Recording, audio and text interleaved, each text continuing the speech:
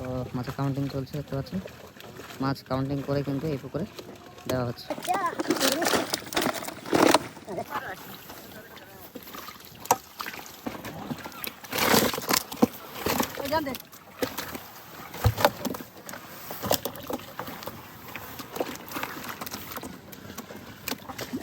নমস্কার বন্ধুরা, আগের দিনকে আপনাদেরকে দেখিয়েছিলাম যে এই পাশে যে পুকুরটা প্রস্তুত হচ্ছিল, এখানে ভিটাম্যাক্স, সয়েল পাওয়ার এবং ফিশকিং এবং শস্যখোল দিয়ে যে পুকুরটা প্রস্তুত করা হয়েছিল, দেখতে পাচ্ছেন আমার পিছনে।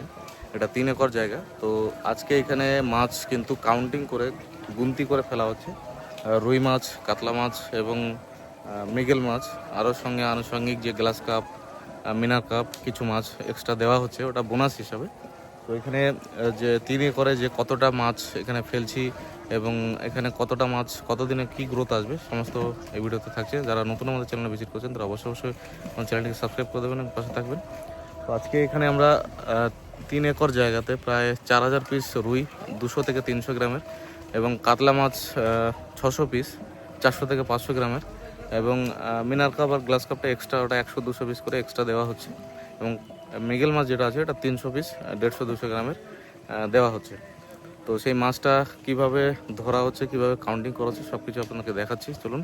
তো দেখতে পাচ্ছেন মাছ কিন্তু অলরেডি জালে নিয়ে চলে আসা হয়েছে এবং মাছটাকে ধরে গুনতি করা হচ্ছে এবং ওখান থেকে মাছটা গুনে কিন্তু এই পুকুরে দেওয়া হচ্ছে।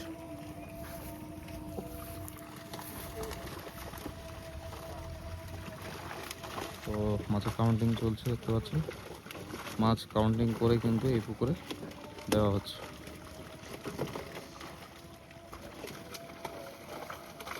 তো দেখতে পাচ্ছেন গ্লাস কাপ দেওয়া হচ্ছে।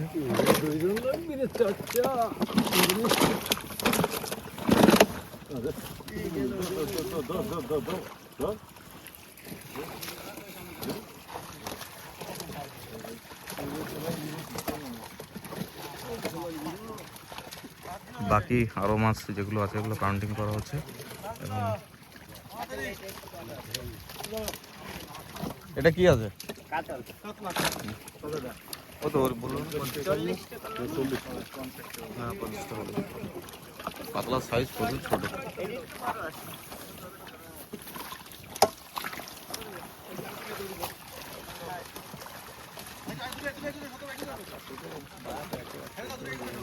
তো দেখতে পাচ্ছেন মাছ কিন্তু এই পুকুর থেকে নিয়ে পুকুরে গুনতি করে কাউন্টিং করে ছাড়া হচ্ছে। সেই হ্যাঁ, সেই কাউন্টিং কিন্তু খাতায় এখন নোট করা হচ্ছে। পরপর কিন্তু এই খাতার নোট হচ্ছে, এই খাতায় টোটাল হিসাব করে কত পিস রুই, কত পিস কাতলা, যে হিসাব বলা হয়েছে। সবই দেখতে পাচ্ছেন রুই।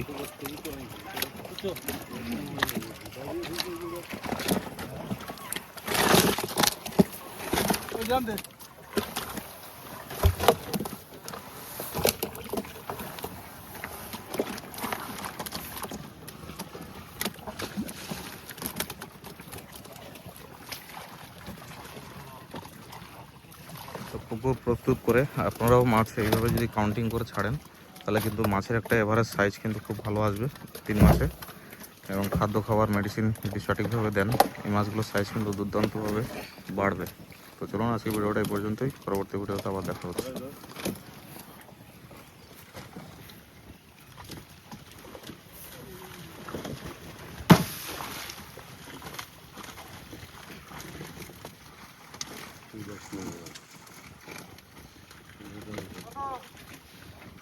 বেরোন